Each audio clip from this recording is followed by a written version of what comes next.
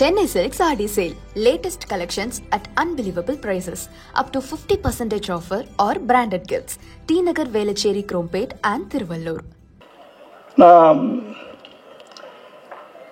விஜயை பற்றி பேசாமல் போனேன். விஜய்னா விஜயகாந்தை பற்றி பேசாமல் போனால் நல்லா இருக்காது.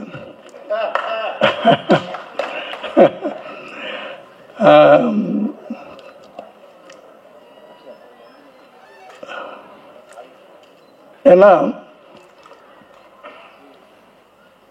விஜயகாந்த் வந்து மற்ற இயக்குநர்களை எல்லாம் பேரை சொல்லி கூப்பிடுவார், என்ன மட்டும் டைரக்டர் சார்னு கூப்பிடுவார். அதாவது அது வந்து அந்த மரியாதை, நன்றி. அதாவது நன்றி நன்றி அப்படின்னா என்ன அர்த்தம் அப்படின்னா விஜயகாந்த்.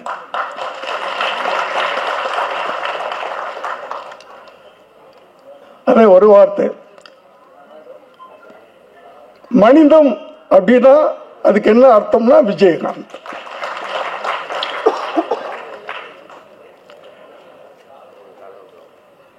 சட்டம் ஒரு இருட்டறையில் எப்படி என்கிட்ட நடந்துக்கிட்டாரோ அதே மாதிரி தான் அவங்க சொன்ன மாதிரி 18வது படம் பெரியண்ணா அதுலேயும் அப்படித்தான் நடந்துக்கிட்டார்.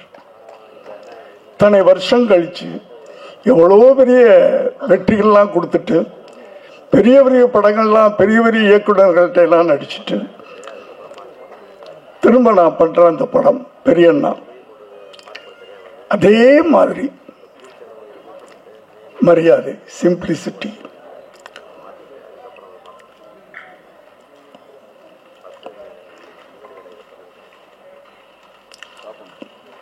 நன்றி அப்படின்றது வந்து சாதாரணமான நன்றி இல்லை சார். நான் வந்து பல மேடைகளில் சொன்ன ஒரு விஷயம் திருப்பி நான் சொல்லணும். எங்கே ஏன்னா என் வாழ்நாள் பூரா சொல்லிக்கிட்டு இருப்பேன் நான்.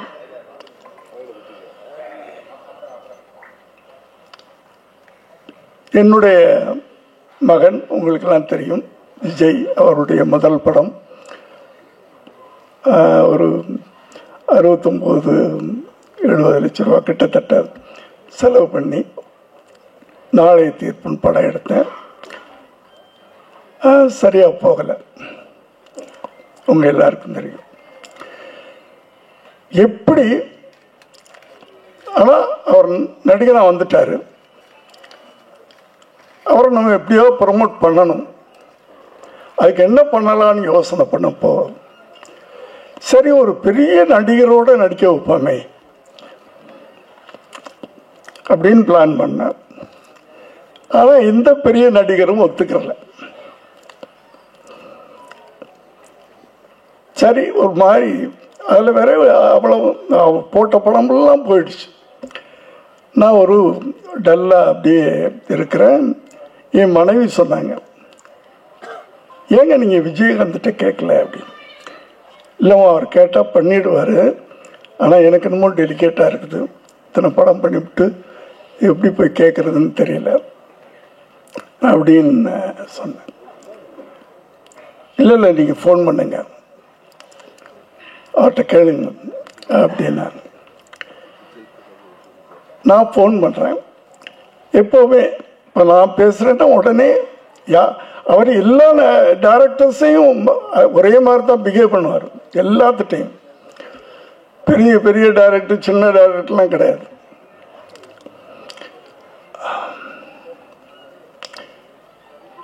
நான் ஃபோன் பண்ணி விஜய் வீட்டில் இருக்காமா அப்படின்னு. ஆமாம் சார், நெக்ஸ்ட் ஷூட்டிங்கில் சார் மத்தியானம் தான் சார் 2 மணிக்கு. நான் ஒரு 5 நிமிஷத்தில் வரட்டுமா அப்படின்னு கேட்டேன். என்ன சார் விஷயம்? இல்லை ஒரு சின்ன உதவி, அதுக்காக நான் வர்றேன் அப்படின்னு சொன்னேன். வர்றேன்னு சொல்லிட்டு குளிக்க போயிட்டேன். குளிச்சுட்டு நான் வெளியே வர்றேன், என் பெட்ரூமில் உட்கார்ந்துருக்காரு.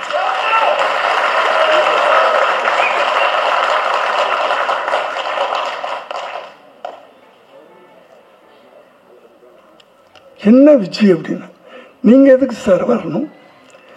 நீங்கள் பேசும்போது ஒரு உதவின்னு கேட்ட மாதிரி எனக்கு காதல் விழுந்துச்சு. உதவி கேட்டு நீங்கள் என் வீட்டுக்கு வரக்கூடாது சார்.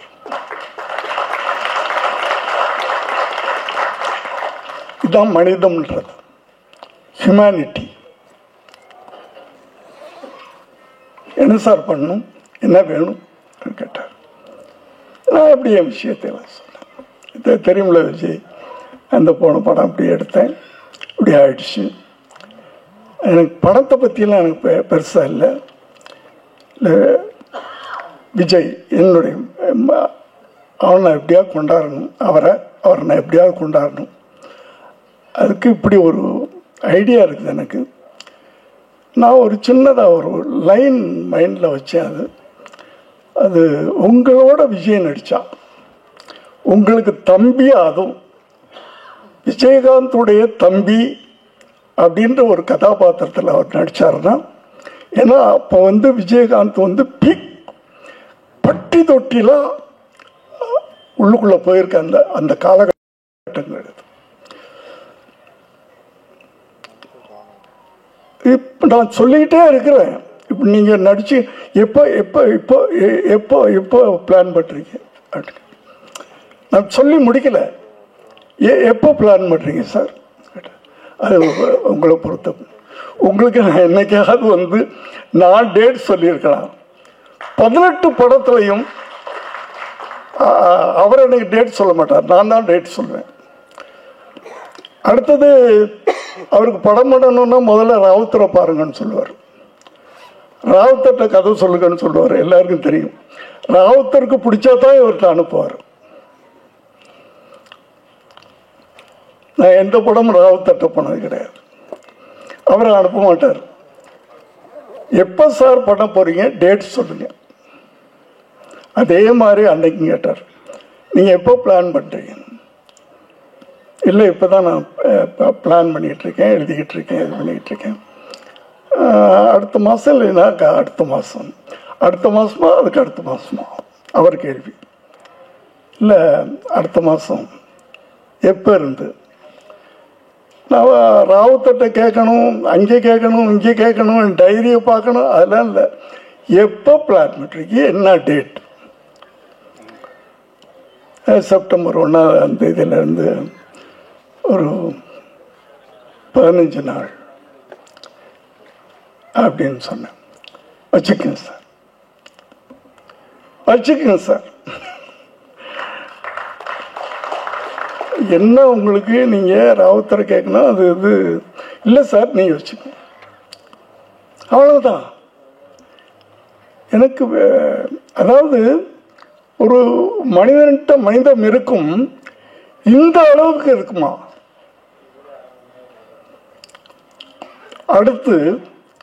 அடுத்த நாளே 1 லட்ச ரூபா எடுத்துட்டு வீட்டுக்கு போறேன்.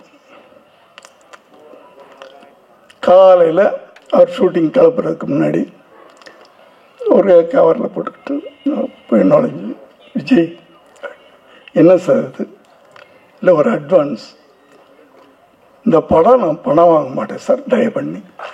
நான் உங்களுக்கு உதவின்னு கேட்டீங்க, நான் படம் பண்ணுறேன், அவ்வளோதான். நீங்கள் எதுவுமே பேசக்கூடாது, நீங்கள் போங்க. அந்த டேட்டுக்கு நான் வருவேன். பொள்ளாச்சியில் ஷூட்டிங்.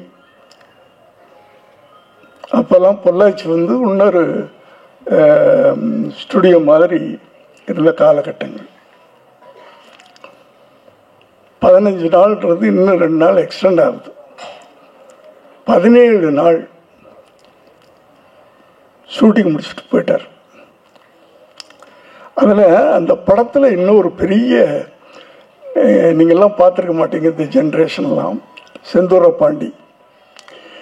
அதில் விஜயகாந்த் ஒரு பெரிய ஆக்ஷன் ஹீரோவாக உருவாயிட்டார். நான் பார்த்தீங்கன்னா ஜென்ரலாகவே எனக்கு இந்த தப்பு நடந்தால் கோபம் வரும். ரோட்டில் போய் நானே ஏன்டா இப்படி பண்ணுறீங்கன்னு சொல்லிட்டு அவங்களுக்கு தீர்த்து வைப்பேன், இல்லைன்னா அடி வாங்கிட்டு வர்றேன். ஏதோ ஒன்று நடக்கும். அது அரசியலில் தப்பு நடந்தாலும் கோபம் வரும், சமுதாயத்தில் தப்பு நடந்தாலும் கோபம் வரும். இந்த கோபத்தையெல்லாம் எப்படி கொட்டுறது? சினிமா மூலமாக தான் நான் கொட்டினேன். ஆனால் அதுக்கு ஒரு பவர்ஃபுல்லான ஒரு ஹீரோ வேணும். அது விஜயகாந்த் கிடைச்சார். அதனால தான் சொன்னாங்கல்ல, நான் 18 படம் பண்ணேன்னு. நான் எந்த ஹீரோட்டையும் போகலை, கால் ஷீட்டே கேட்கறது இல்லை. நான் கதையை ரெடி பண்ணுவேன், என் கோபத்தையெல்லாம் அவர் மூலமாக தான் கொட்டினேன் நான் படங்களில்.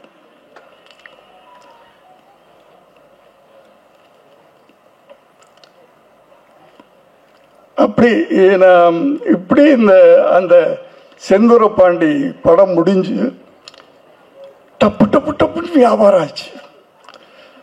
எனக்கு ஒரு பெரிய லாபம் வந்துச்சு. அப்போவும் நான் போய் கேட்குறேன், விஜய் எனக்கு இவ்வளவு ப்ராஃபிட் வந்திருக்கு, நான் உங்களுக்கு ஏதாவது கொடுக்கணும் அப்படின்னு இல்லை சார், நான் வாங்க மாட்டேன், பணம் வாங்க மாட்டேன்னு சொல்லிட்டேன்னா வாங்க மாட்டேன் அப்படின்ட்டார். எனக்கு உறுத்தலாக இருந்துச்சு, என்னடா அவரை வச்சு ஒரு படம் பண்ணி இவ்வளவு நம்ம பணம் சம்பாதிச்சிருக்கிறோம், வாங்க மாட்டேன்னு சொல்கிறாரு, என்ன பண்ணலாம் அப்படின்னு யோசனை பண்ணிக்கிட்டு இருக்கும்போது அவர் வீட்டுக்கு பக்கத்து லேண்டு என் லேண்டு. இதை ரொம்ப நாளாக கேட்டுக்கிட்டு இருந்தார். அவர் இல்லை, அவர்கிட்ட இருக்கிறவங்களாம் சார் எங்கள் கொடுத்தா நாங்கள் எக்ஸ்டெண்ட் பண்ணிக்கிறோம் சார் அப்படின்னு கேட்டுக்கிட்டு இருந்தாங்களா. ஏப்பா விஜய் வீட்டு பக்கத்தில் நான் இருக்கக்கூடாதுப்பா, நான் இங்கே வீடு கட்டலான்னு நினச்சிக்கிட்டு இருக்கேன், கொடுக்க மாட்டேன்னு சொல்லிக்கிட்டு இருக்கேன். ஆனால் இப்போ என்ன பண்ணேன்னா, அவர் பணம் வாங்க மாட்டேன்னு சொல்லிட்டாரா, நான் நேராக ரிஜிஸ்டர் ஆஃபீஸ், அப்போலாம் விற்கிறவங்க மட்டும் ரிஜிஸ்டர் ஆஃபீஸ் போனால் போதும், வாங்குறவங்க போக வேண்டிய தேவையில்லை. அவர் பேரில் ரிஜிஸ்டர் பண்ணி பத்திரத்தை கொண்டு போய் கொடுத்துட்டேன்.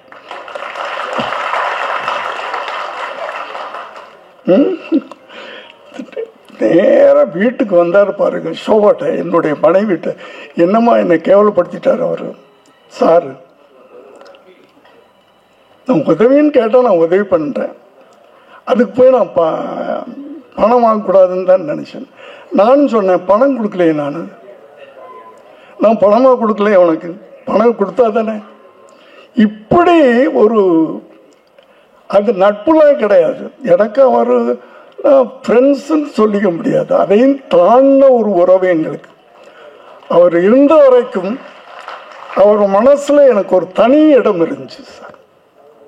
Chennai Silks Aadi Sale. Latest collections at unbelievable prices.